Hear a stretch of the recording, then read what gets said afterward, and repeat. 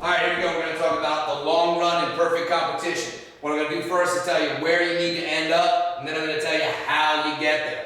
In long run perfect competition, you end up where P equals minimum ATC equals MC equals MR. P equals MR, it's a little bit of overkill, but still important so we don't forget. So in the long run, I end up where P equals minimum ATC equals MC equals MR. This is what your final graph will look like in the long run. The next question is, how do we get there? Okay, so here's where we're going to use some side-by-side graphs. So let's draw some side-by-side graphs. You guys excited about side-by-side graphs?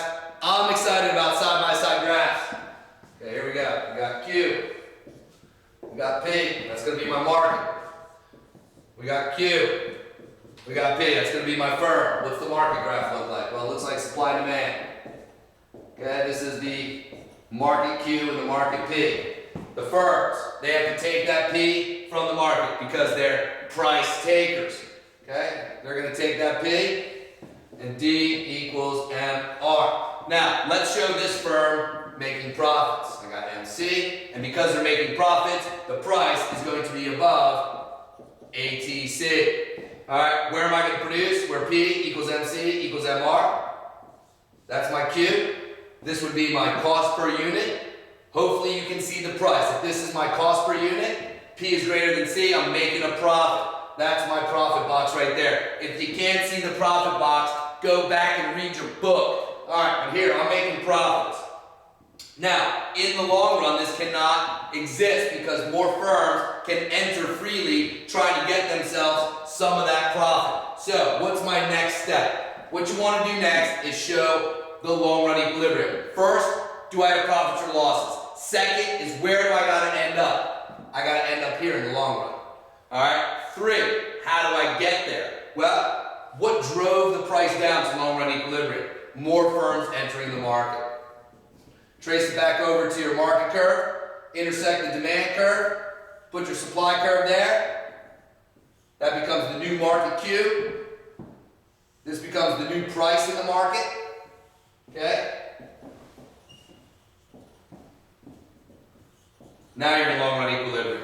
Alright, so what's happening? Well, because more firms enter trying to get some of that profit, there is now more market supply. But interestingly, because there's more firms in the market, each firm is making less of the total market supply. Alright, cool. Now, that's one way to get to long run equilibrium. What's the other way? Well, let's draw another side-by-side graph. Let me erase this real quick. Okay, you guys getting excited yet about side-by-side graphs? Okay, here we go. Q, that's going to be my market graph. All right, this is going to be my firm graph. Okay.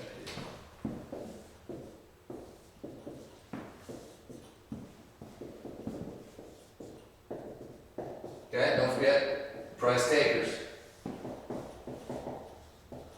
We're going to make this firm minimizing their losses. So that means price has to be below ATC, but above ABC. P equals MR equals MC here.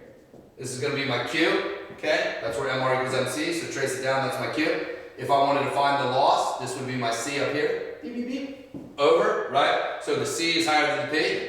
Okay. Hopefully you can see the loss box. If you can't see the loss box, guess what? Go back and read your book. Alright, so the firms are making losses, right? Now, some firms are going to be like, I'm not going to lose money forever. As soon as my lease is up, I'm out of here. Well, that's going to be the case for a lot of firms who are now losing money in this market. So, first step, I'm losing money. Second step, where do I got to be in the long run? At minimum ATC right here. Okay? Third step, how do I get there? Trace it back over to my market graph. Hit the demand curve. There's a new supply curve. There's a new market supply. There's a new market price. The firm has to take that new market price. That's going to be P1.